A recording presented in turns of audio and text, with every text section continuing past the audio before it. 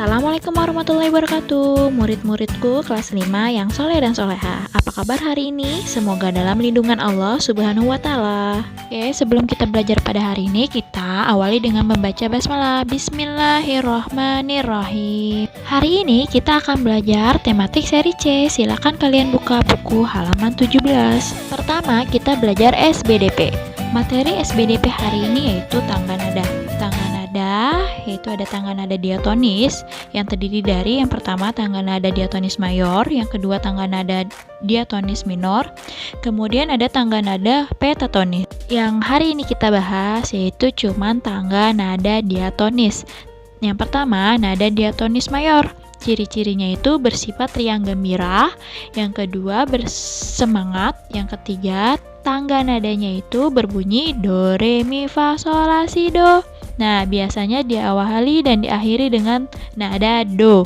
Yang terakhir, yang keempat, pola intervalnya 1, 1 setengah, 1, 1, 1 setengah. Selanjutnya, nada diatonis minor. Ya, ciri-cirinya itu yang pertama bersifat sedih, yang kedua kurang semangat, yang ketiga tangga nadanya berbunyi la, si, do, re, mi, fa, sol, la.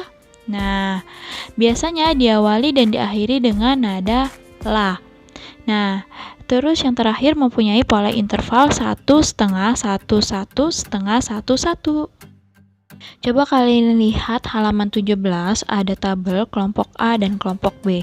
Di situ ada judul lagu, yaitu Maju Tak Gentar ciptaan C. Simanjuntak, Lihat Lebih Dekat ciptaan Sherina Munaf, Halo Halo Bandung ciptaan Ismail Marjuki. Kemudian di kelompok B ada judul lagu Bubui Bulan ciptaan Beni Korda, Gambang Suling ciptaan Kinarto Sabdo, Syukur ciptaan Haji Muhtar. Dari tadi penjelasan ciri-ciri nada diatonis, kelompok A termasuk kategori diatonis mayor, sedangkan kelompok B termasuk nada diatonis minor. Lanjut kita masuk ke materi baru, yaitu interaksi sosial dan interaksi manusia dengan lingkungan. Interaksi sosial kalian bisa buka halaman 21, sedangkan interaksi manusia dengan lingkungan kalian buka halaman 28. Kalian simak videonya. Bila mana di buku tidak ada materinya, di video ada tambahan-tambahan materi, kalian tulis di buku langsung, buku cetak tematik langsung ya. Interaksi manusia. Interaksi manusia terdiri dari dua, yaitu interaksi sosial dan interaksi manusia dengan lingkungan. Yang pertama ada interaksi sosial. Interaksi sosial adalah hubungan-hubungan sosial yang terjadi antar manusia. Terjadinya interaksi sosial disebabkan karena manusia merupakan makhluk sosial. Apa sih yang dimaksud dengan makhluk sosial? Makhluk sosial artinya manusia tidak dapat hidup sendiri dan selalu membutuhkan orang lain. Oleh karena itu, tanpa adanya interaksi sosial, tidak akan mungkin adanya kehidupan bersama. Syarat terjadinya interaksi sosial yaitu jika ada dua orang yang saling berhubungan dan saling berkomunikasi. Artinya, jika ada dua orang yang sedang berhadapan namun tidak saling berhubungan dan berkomunikasi, tidak bisa dikatakan sebagai suatu interaksi sosial. Untuk mengetahui lebih jelasnya, yuk kita simak jenis-jenis interaksi sosial berikut ini. Interaksi sosial terdiri dari interaksi antar individu, artinya interaksi satu orang dengan satu orang lainnya.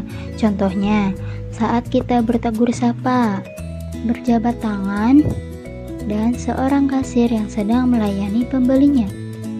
Lalu ada interaksi individu dengan kelompok, artinya interaksi antara satu orang dengan banyak orang. Contohnya, guru yang sedang menyampaikan materi di depan murid-muridnya, seorang ustadz yang berceramah di hadapan jamaahnya, dan ada seorang tokoh masyarakat yang berpidato di depan halayak umum. Kemudian interaksi sosial antar kelompok, artinya interaksi kelompok dengan kelompok lain. Contohnya, dua tim sepak bola yang bertanding dan diskusi antar kelompok. Yang kedua, interaksi manusia dengan lingkungan. Interaksi antara manusia dan lingkungan merupakan proses saling mempengaruhi antara satu dan yang lainnya. Lingkungan alam terdiri atas komponen abiotik atau benda yang tak hidup dan komponen biotik atau disebut juga dengan benda hidup. Dalam lingkungan alam terjadi interaksi antara lingkungan abiotik dan biotik, begitupun sebaliknya. Contoh, interaksi antara komponen abiotik dengan biotik adalah tanah, suhu, dan curah hujan yang mempengaruhi jenis tanaman. Lingkungan biotik juga dapat mempengaruhi lingkungan abiotik. Contohnya, daerah yang banyak tumbuhannya juga dapat menyimpan air tanah lebih banyak.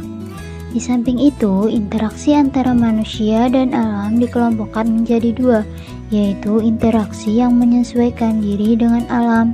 Contohnya, manusia menyesuaikan waktu tanam dengan musim penghujan dan waktu untuk berlayar dengan keadaan cuaca, serta interaksi manusia yang mendominasi alam. Contohnya, melakukan hujan buatan untuk lahan yang kekeringan karena musim kemarau panjang.